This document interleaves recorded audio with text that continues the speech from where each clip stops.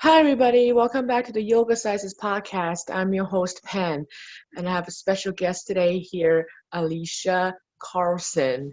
She does nutrition, mindset, focusing on weight loss. She has a really amazing program. And thank you for being on with us today and sharing your experience, your background, your knowledge in the field of nutrition and how you help people work on their mindset and getting them to be willing to try different things to work on their health and reach their goals. Thank you again. Thank you, Pan, for having me. And actually, so I do nutrition and mindset coaching, but we kind of put weight loss sort of on the back burner and work on more habit-based, behavior-based behaviors rather than just trying to kind of, make a meal plan work or make a certain workout program work. So yeah, thanks for having me. Thanks. All right, so let's get started with your journey. What made you decide that, okay, this is what I want to focus on to help people with this niche? Yeah. So I've been in the fitness industry in some capacity for over 12 years. And my own personal journey has looked a lot of different ways. But the majority of the time that I have been working on my own fitness, as well as a lot of the coaching that I did initially was centered on weight loss or fat loss or trying to create the quote unquote perfect body shape and size. And I went from being not very active, not really caring about what I ate, and not feeling really good about myself because I was whatever, I thought at the time I was a certain weight or I was a certain size. And so if I could just lose the weight, if I could just, be a size 4 or a size 6 or whatever, then I would feel good about myself. And around the time that I got engaged, that's when I was like, okay, I got to get in shape. I got to get, I want to look good for the wedding or whatever, which I'm sure so many women have had those same thoughts. And so that was kind of when whatever clicked happened, and I was able to figure out how to kind of stick with a diet or stick with a meal plan or a workout program, and ended up losing the weight. I got to that place where I felt like, okay, here I am at the size that I thought would make me happy. And even though I felt good on the wedding day, afterwards, it was like it still wasn't enough. And so I ended up going into figure competitions and did that for a little while after our second child was born.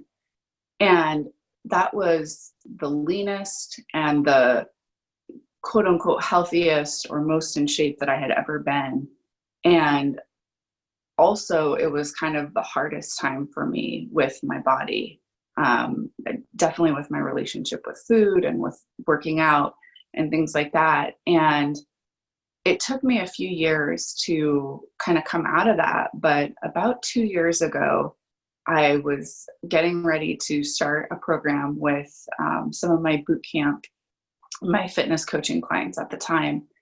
And I was always kind of in the trenches with them, and I still am. It's like, I'm not going to coach you to do something that I'm not willing to do myself. And so every time that I would start a new boot camp or a new coaching program, I was right there, taking the before pictures and getting ready and all that kind of stuff. And I remember standing in my kitchen, it was either my husband or my daughter take these pictures.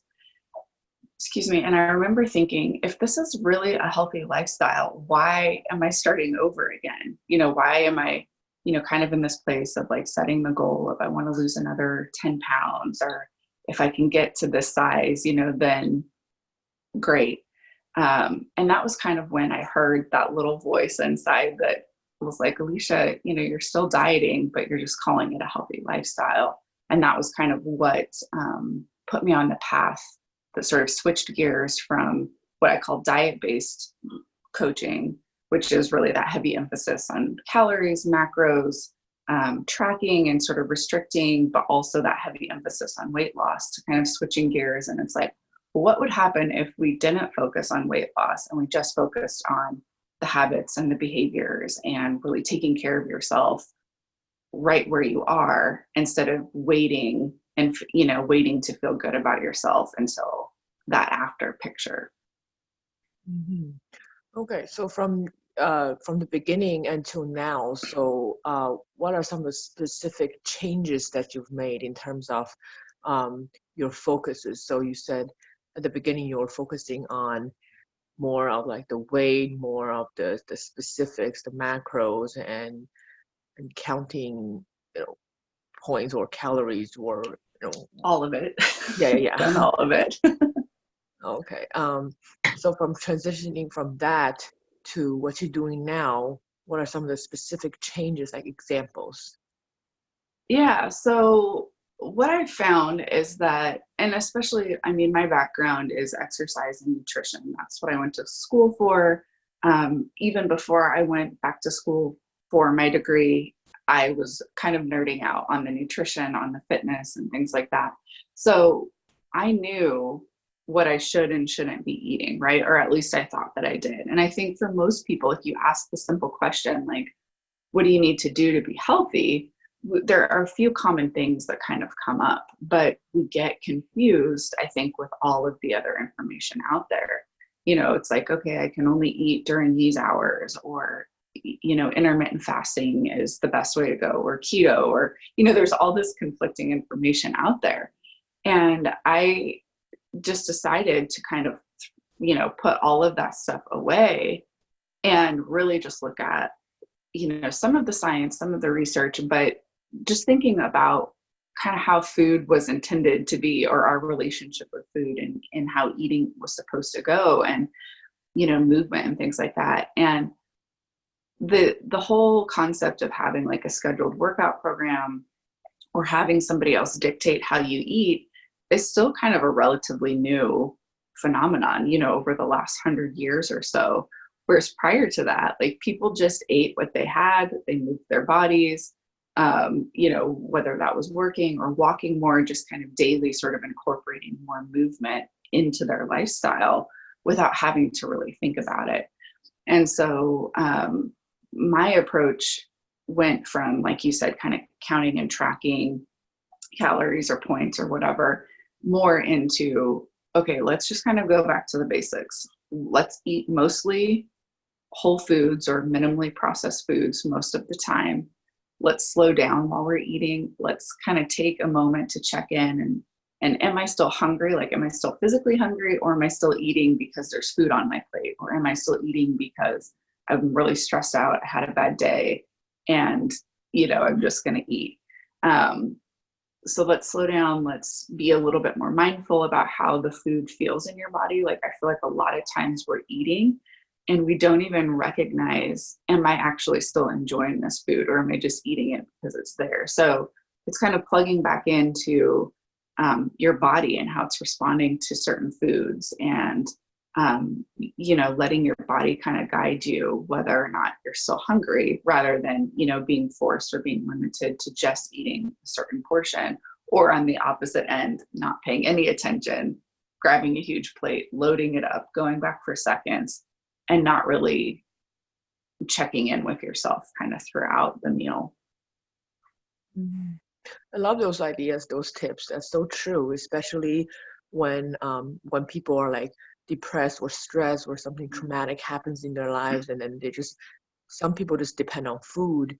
They just eat whatever without planning or thinking or being mindful, but some just avoid food and not eat for hours or days, and then that's like very another extreme sometimes. Yeah. So when people tend to get into that state, how do you work on basically getting them out of that and then focus on the things that you mentioned?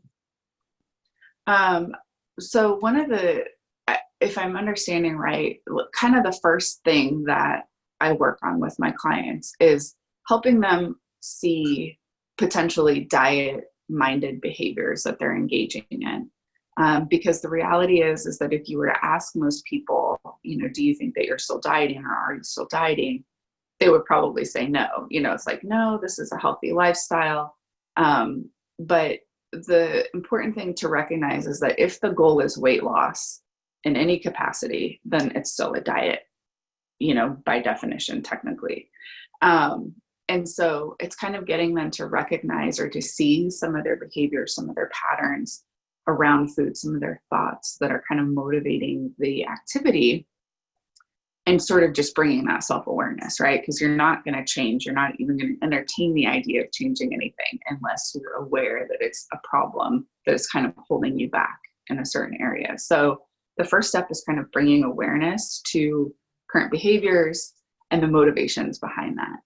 And then the second step is, if somebody tends to have kind of emotional or stress eating patterns, it's getting them to kind of cue into when they're eating, why are they eating?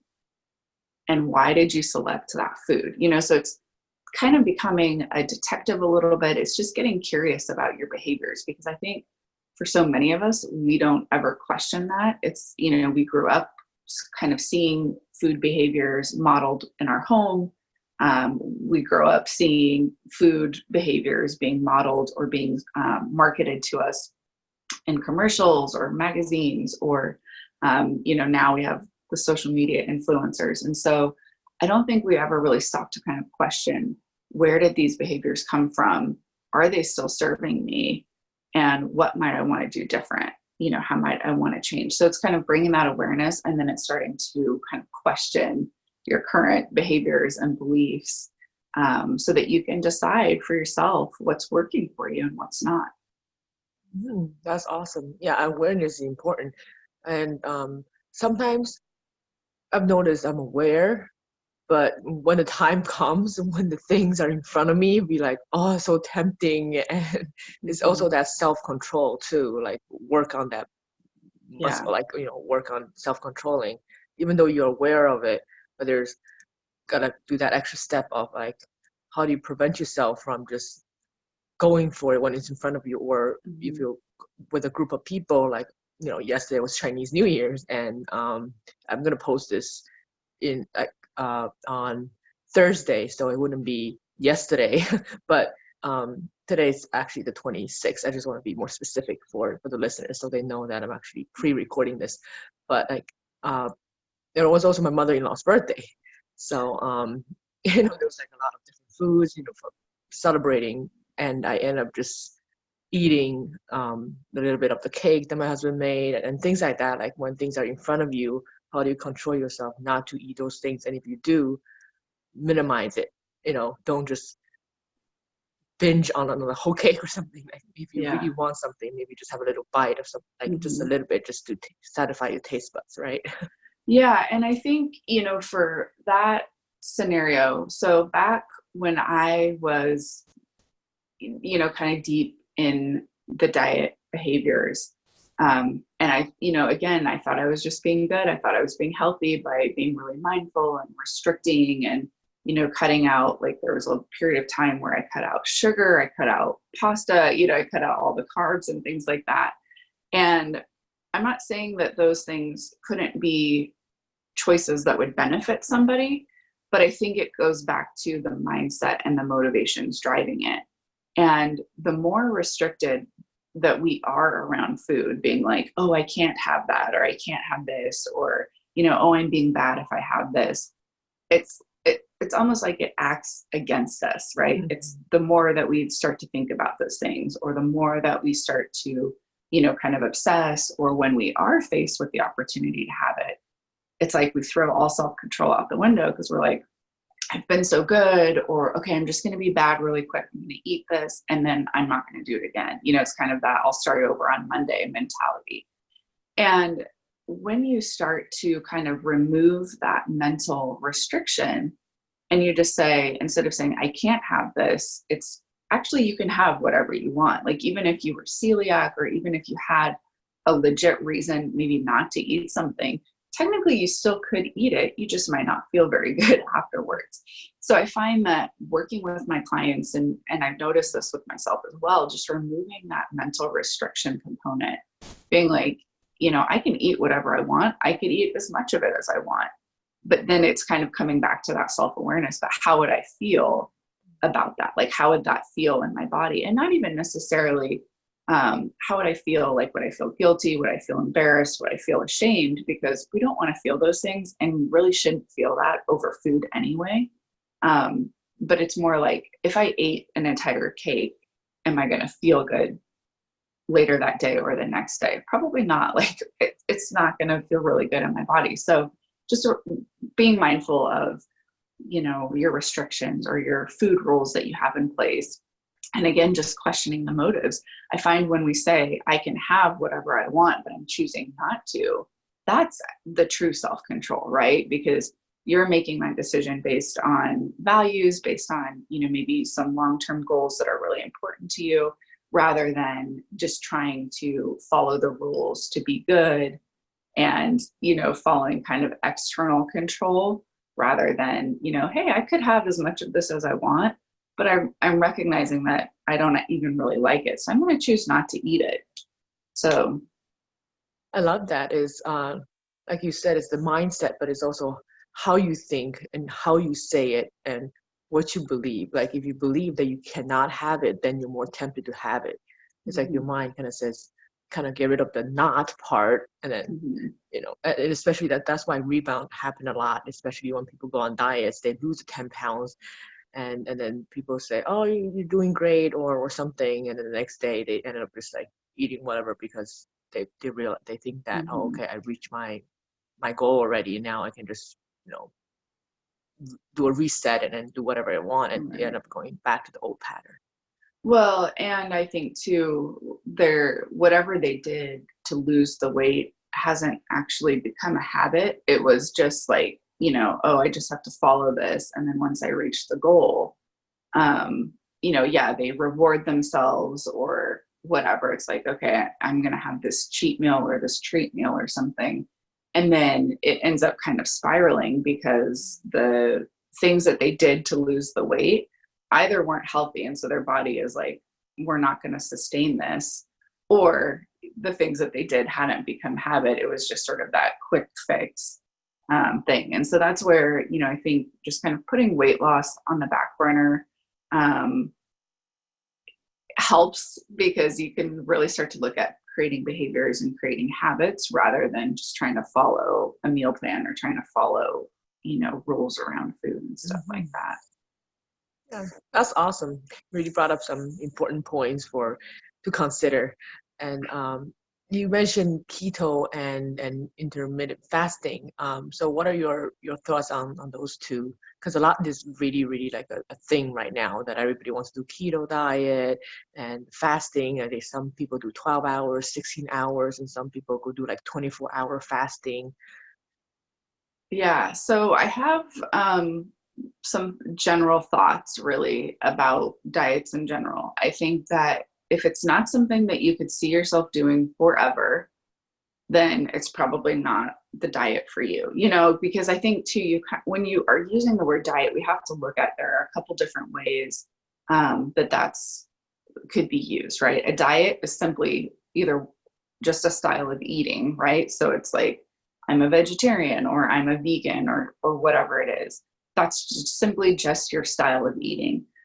Or, there's the other kind of diet, which is the dieting with the intention of weight loss, which is what a lot of these things are marketed towards. And you've seen a subtle shift, I think, lately, moving away from weight loss necessarily always being the focus, although it is still very much a part of the reason that most people engage in these. Now, it's kind of shifted to the wellness diet, where it's like, oh, I'm doing this to be healthier. I'm doing this to be more well.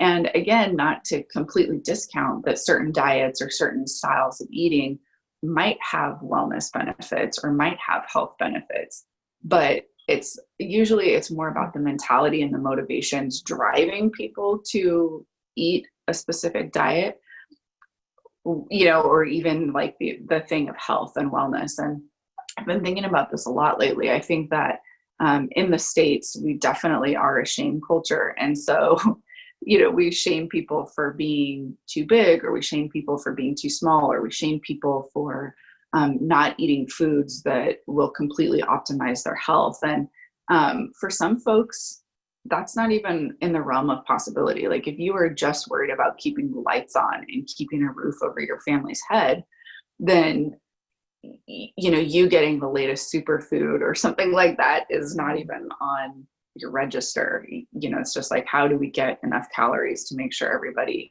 can stay alive? And so I think we need to be a little bit careful about the conversation that we're having about health and wellness, and also understand that it reaches so much further than just physical health, right? Like if somebody is following the healthiest diet, but mentally and emotionally, they're being wrecked by it, then is it even really that healthy of a lifestyle? Or if all of their relationships are suffering because they're so committed to the gym or to eating a certain way that they're neglecting their kids, or they're neglecting, their relationship with their partner. Again, you just have to kind of question, like, overall, when I look at my life and all these different areas of health and wellness and well-being, is it balanced? And that's going to look different for everybody. So that's kind of my general thought on diets. With the intermittent fasting particularly, we tend to do that kind of naturally anyway. I mean, when you're sleeping from the last meal at night to the next meal the next morning, that's technically is a fasting window. And the ironic thing is that the more kind of mindful and intuitive I've become about eating, and my clients as well, the less they have to think about, like, oh, would I be in like I don't even know the intermittent fasting, but like a 16 whatever window, 16-9 or however that works. Because their bodies just kind of say, hey, I'm hungry, I need some food. And then if you're not eating when you're not hungry, then of course you're going to have, maybe stretches of 3 or 4 hours between meals, even during the day. So I think just the more mindful that you are about your choices, the more that you're listening to your body and letting it guide you, you're going to naturally kind of fall into some of those patterns anyway, without it really having to feel like you're working so hard at it. It just becomes easy, which I think we've kind of been conditioned to think that it shouldn't be easy. Like if you're truly doing it right, it should feel really hard. And I actually think it's the opposite. That's so true. Like, I really do like the fact that you pointed out, like, the whole mind thing, and just not just the physical act of eating, but also whether they believe that it's healthier for them or not. But they can eat the most unhealthy food, but then if you tell them, they can hear you, but then if they think is the healthiest way for them, then they're not going to change. Mm-hmm. And if they eat very healthy and they look great, no matter what other people tell them, but if they're not believing that they want to keep on changing on their own, like mentally deep down, that they don't feel right, they don't think that they're eating the healthiest way, that they're going to find ways to match their thinking with their actions. And another thing is, okay, well, I'm losing my train of thought. Oh yeah, for when it comes to lifestyle, like you said, to maintain it for a long period of time, if you're going to do something, I just remembered a few scenarios that are not the best examples, but I mean, I, of course, don't encourage you to do that. If, like, for example, I know people that smoked for 20, 30 years, a pack of cigarettes a day, and then when they want to quit, if they just quit cold turkey, or they just, slowly, like, basically, if they really want to commit it to quitting, and sometimes that actually messes up that homeostasis. Like, if they've done it for so long, their body is used to it, and all of a sudden you cut that out completely, it's gonna backfire, and it could be worse. And also for people that work for 30, 40 years at the one place, doesn't matter how challenging it is, and if they all of a sudden retire or quit and they end up now finding a replacement for that, it could be worse for their health, just because they're so used to something, and the sudden change can make things worse, even though they weren't doing the healthiest things. Yeah, I mean, change is hard for people, I think, in general, and on varying levels, right? So yeah, I mean, anytime that you make kind of a drastic change, there could definitely be kind of an adjustment period. But a couple of things that came to mind as you were pointing those out is, there's kind of this interesting thing that happens, I think, when you actually do make something a part of your lifestyle or really a part of who you are. And that sort of is this internal identity shift, right? So it's like, if you cast a vision for yourself, let's say you set some goals and you really, think about, okay, this is the type of person I want to be, or this is the type of woman that I want to be. This is how I want to feel in my body. This is how I want to interact with my kids or my husband or my coworkers or whatever. And you really start to kind of paint that picture for yourself. There's this interesting thing that can start to happen the more that you focus on that vision that you've cast for yourself, where you start to make these subtle identity shifts, right? Because you're like, okay, this is who I want to be and this is who I am. And obviously there's some inconsistency or there's some incongruency. Otherwise you would already be that person, right? But after you've created that vision, you can start to think from that future perspective and think, well, what kind of decisions would she make, right? Would she skip her walk because she's too tired? Well, probably not. She would know that, like, if I get outside and I get moving, I get some fresh air, I'm actually going to be energized, right? Would she blow up on her kids because she's not carving out enough time for herself? And so she's always feeling kind of stressed and just being pulled in many different directions. No, she would probably be very intentional about giving herself maybe 10 or 15 minutes in the morning, or 10 or 15 minutes at night after the kids go to bed, or whatever that looks like. But you can start to use that future version, that dream version of yourself, to help you make your decisions now. And then subtly, over time, your identity starts to shift so that you're no longer living in this before version of yourself. Your identity starts to shift until you close that gap between where you are now and who you want to be, who you are now and who you want to be. And once you really start making decisions from that identity perspective and that shift there, then that's when you've created that true and lasting change. And so I think it's just kind of important to really utilize that and think beyond those short-term goals. But, if your goal right now is weight loss, which that's totally fine if it is, really asking yourself, like, why is that important to you? What do you think that that's going to give you? How do you believe that you're going to feel about yourself, right? Do you think that that's going to make you a better mom or a better wife or a better whatever? And start asking questions outside of the weight, right? Or outside of, if I looked this way, it's like, okay, well, how else might you be able to change those things, apart from what you look like? It's like, maybe it is carving out that time for self-care. Maybe it is going to bed a little bit earlier. Maybe it is getting up a little bit earlier. Whatever it is, start to really create that new identity and, focus on making just little shifts daily to sort of close that gap.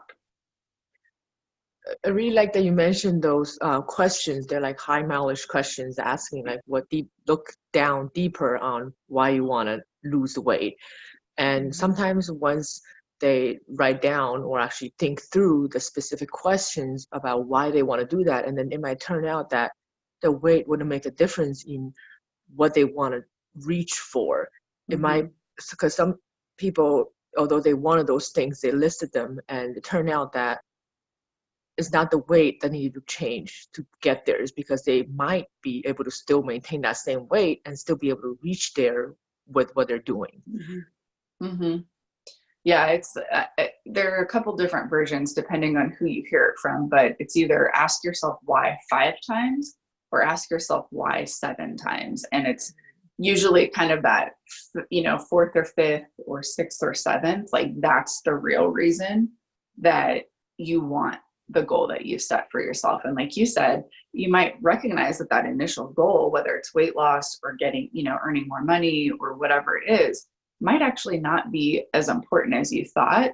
And you can start to make some different shifts or some different changes that don't even, may not even change like your financial situation or your weight or anything like that. But you kind of, you start to cultivate that sense of contentment and joy and satisfaction in life long before that goal is ever reached. And I think, that's another powerful part of just being like, okay, if weight wasn't an issue, like, what do you really want? What do you really want your life to look like? Who do you, how do you really want to feel about yourself? Okay, great. Now that we have all of that, how can we start to implement some practices and some behaviors into your life that will help you cultivate those feelings now.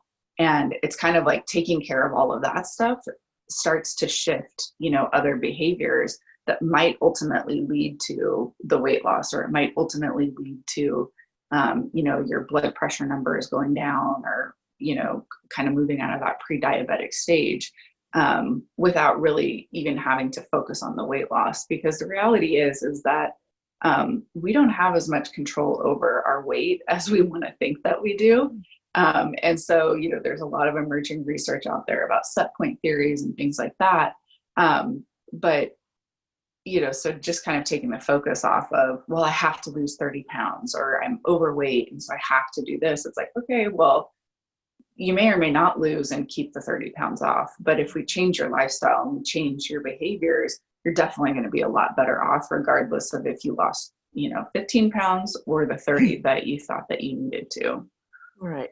And also weight is really not that accurate to define, like how basically some people are just bigger framed, like their bones weigh more, and some people are smaller structured, and some people just, and also stress too.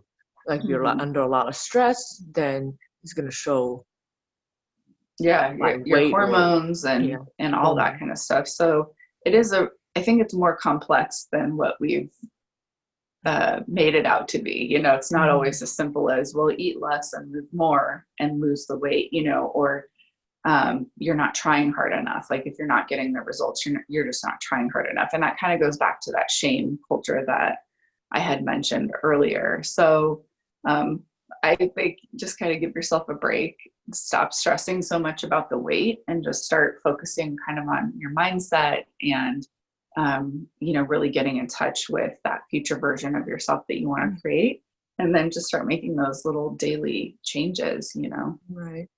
I agree. But when it comes to social media or just media in general, I think somebody mentioned that when they send out emails, they send out about healthy eating, meal plan ideas. The emails, they don't get open very often, but when the subject comes to weight loss, or any heading that you see is weight loss, a transformation picture of before and afters, those are like the catchy, people go for, they're going to want more likely to click on that email rather than just say, oh, here's a healthy recipe that you can look at.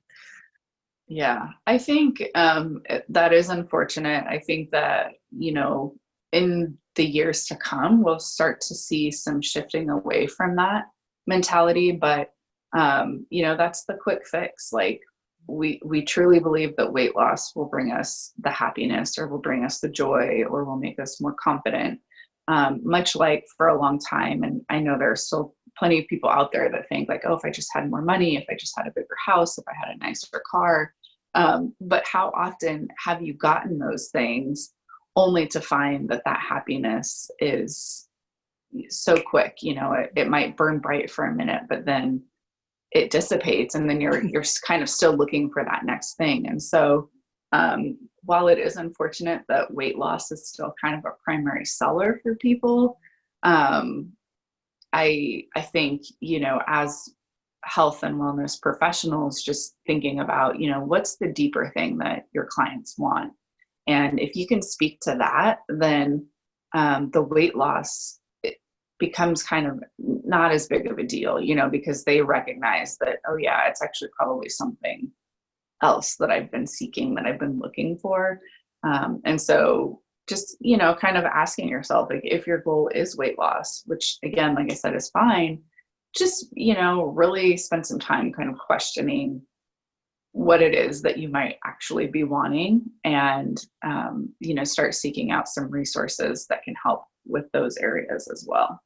Right. So true. So speaking of resources, so you offer some programs that will help with basically what we talked about, like in terms of nutrition, mindset, and lifestyle. So just please share with us, like what, how does your program work? Like how long do they last, and do you do group or individual sessions? Yeah. So right now I am offering one-to-one coaching. I have a few spots open on my calendar, and this particular course or program that we would walk through together is called the Mindful Eating Project. And so it covers a lot of the stuff that we chatted about today in this conversation, just kind of the mindset, helping you gain some self-awareness around behaviors that maybe you aren't even aware are sabotaging you and kind of keeping you stuck. And then, so we work on kind of the mindset piece first and foremost, and then we work on implementing some new habits, some new behaviors. But we've got to kind of get that mindset component taken care of first. Otherwise, this just becomes another diet that you're trying to follow, you're trying to be good at. And so that is a 12-week course. It is 6 one-to-one sessions. We meet every 2 weeks, or you and I would meet every 2 weeks. And then you'd have kind of an off week to really practice and to really work on what we went through in that session. So it's not overwhelming. It goes at a nice, steady pace. It's definitely going to be a good kind of introductory sort of foundation course for kind of coming out of the diet mindset. If you're really struggling and just frustrated with trying the next thing to only have it fail or not even really being able to stick with it, this is a great way to really incorporate some intuitive eating principles, as well as just becoming more mindful about what you're eating, why you're eating, and how you can make some specific changes that really align with your lifestyle. That's awesome. And you said you would offer that like 30% off for listeners, right? Yes. Yep. Okay. Yeah. So for listeners, I have an application that I will have you link. So if you let me know where you heard about this, and if it was from this podcast, then I am happy to extend a 30% discount for the first 5 people that take me up on the offer. That's awesome. Thank you so much. And how do people reach you? Your website, your social media links? Yeah, if you want to learn more about the Mindful Eating Project, you can head over to AlishaCarlson.com and you can sign up to get on the list so that you can get some more information sent directly to your inbox, as well as I'm throwing in a free gift that can help you get some of your time back, because that seems to be one of the biggest reasons that people have the hardest time truly making some lifestyle changes, is just feeling too busy, too chaotic, too overwhelmed. So I want to help with that. So you sign up to learn more about the Mindful Eating Project. You'll also receive this gift to help you get some of your time back. And then we can discuss whether or not we can set up a quick appointment just to discuss whether or not the Mindful Eating Project is the best fit for you at this point in time. Okay, great. That's awesome. Thank you so much for your time and sharing your knowledge, and really enjoy the conversation. Thank you so much, Pan, for having me. Thank you.